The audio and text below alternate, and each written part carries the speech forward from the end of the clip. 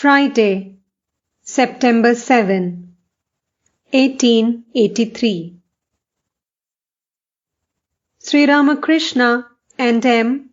were talking in the master's room at 7:30 in the evening. No one else was present.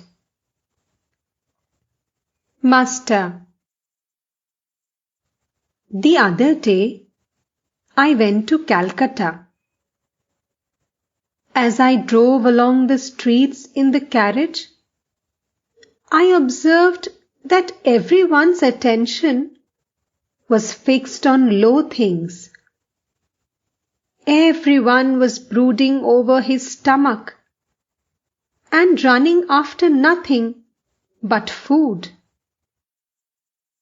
Everyone's mind was turned to woman and gold.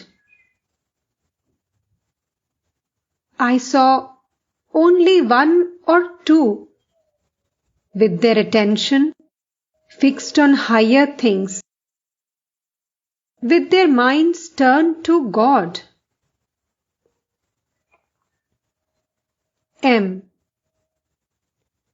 The present age has aggravated this stomach worry. Trying to imitate the English, people have turned their attention to more luxuries. Therefore, their wants have also increased. Master: What do the English think about God? M. They believe in a formless God. Master: That is also one of our beliefs. For a time, master and disciple remained silent. Then Sri Ramakrishna began to describe his experiences of Brahman. Master: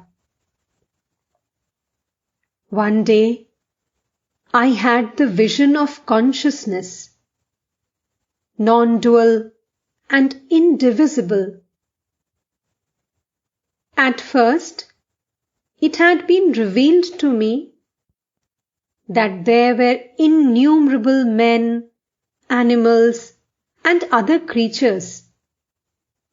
Among them, there were aristocrats, the English, the Musalmans, myself, scavengers, dogs, and also a bearded Musalman with an earthenware tray of rice in his hand.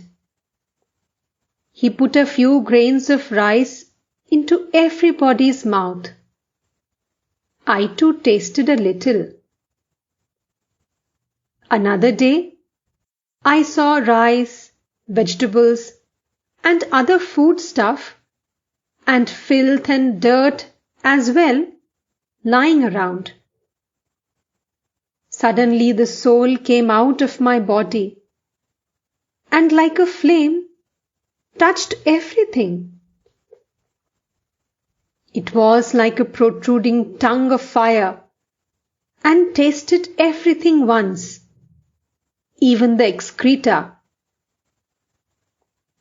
It was revealed to me that all these are one substance, the non-dual and indivisible consciousness. Another day, it was revealed to me that I had devotees, my intimate companions, my very own. Footnote: This happened before any of the master's intimate disciples came to him. Footnote ends.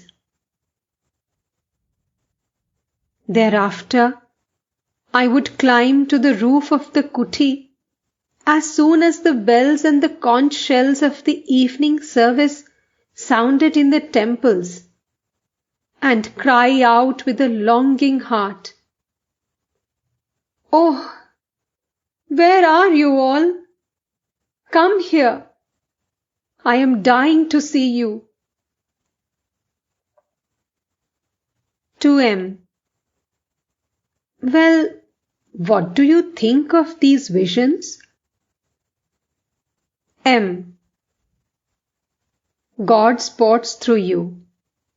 This I have realized, that you are the instrument and the God is the master.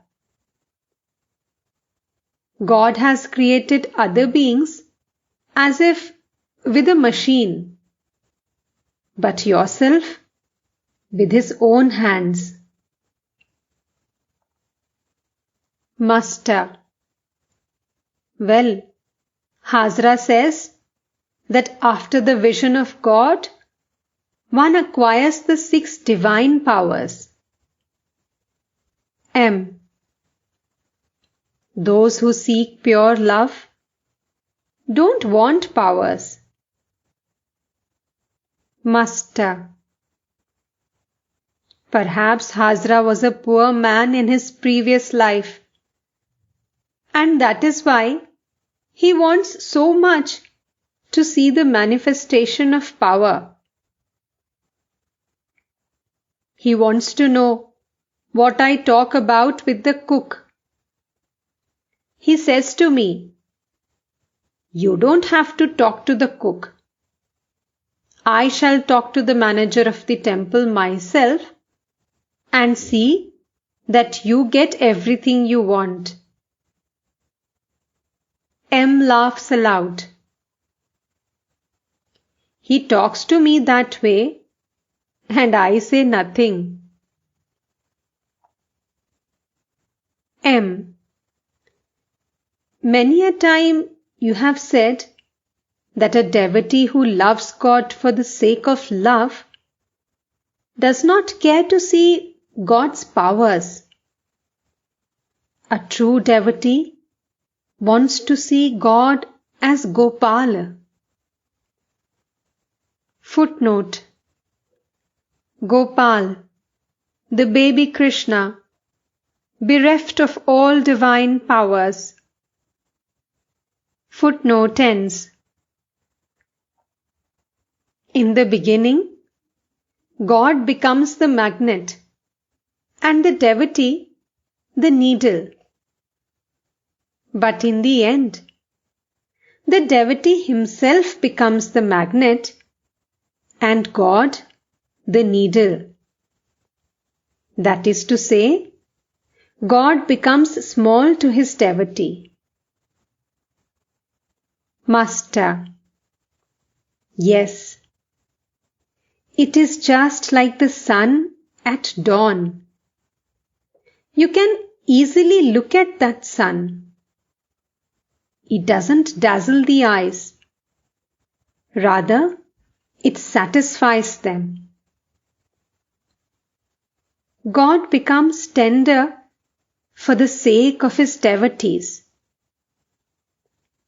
He appears before them, setting aside his powers.